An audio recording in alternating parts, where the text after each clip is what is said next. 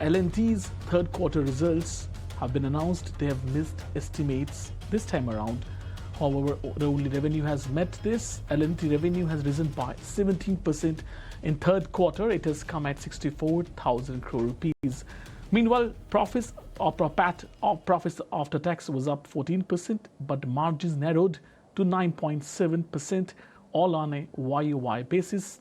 And it now is Ria Bhatia joining in on the phone line for all the number crunching. Ria, a very good evening to you first of all, and let's begin by talking about the numbers that has come missed clearly the expectations. What were the reasons behind this? Yes, good evening. Let's take a look at how the numbers have panned out for L&T in this quarter. Now, first up, looking at the revenue, that has gone up around 17% on a year-on-year basis, and that is in line with what we were expecting. And this has largely been on the back of the strong order book and the ramp-up in the execution momentum across its P&M businesses as well. But if you look at the profitability, that has been below expectations. EBITDA is up around 8.5% versus 18% expectations, and even the net profit, that is up 14%, but the street was expecting a 28% growth on this front. Even the margins have come in at 9.7%. This is the expectations of 10.4%, so down around 77 basis points. So on the profitability front. Now, if you look at the orders, they've seen a record quarterly order inflow, which has crossed around 1 lakh crores for the first time ever. And this is up around 53% on a year-on-year basis. So very significant surge coming in on the order inflow front. And ordering has been seen across multiple geographies and sectors as well. Even the order book is quite healthy at 5.6 lakh crores. And the share of the international orders is at 42% in this quarter. If you look at the infra project segment as well, the order inflow is up around 14% over the previous year, and the margins have remained flat at 5.5% in this quarter. So overall, the numbers were below what the street was expecting, but the robust order prospects provide very healthy revenue visibility going forward, and we will be watching out for the management commentary and also how the stock reacts in tomorrow's trading session. Okay, I'm also joined by Gaurang Shah, Senior Vice President, Geojit Financial Services.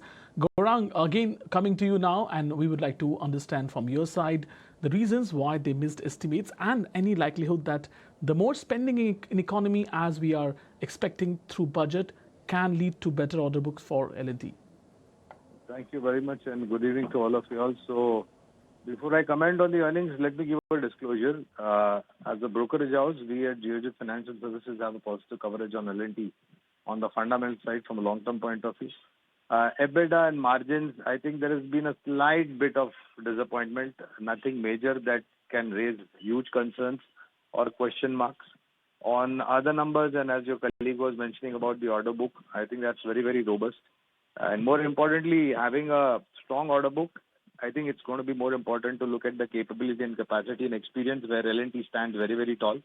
In terms of budget, expect spending in infra as well as private capex picking up, which should possibly drive order book further to the next level.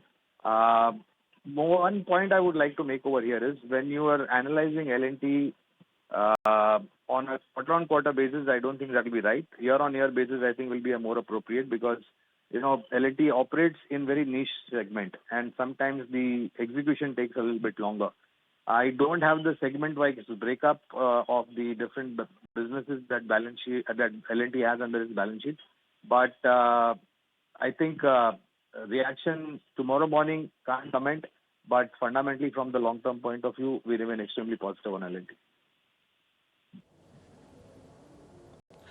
Well, thank you, Mr. Shah. Thank you for joining us and getting us a perspective on L&T's third quarter numbers.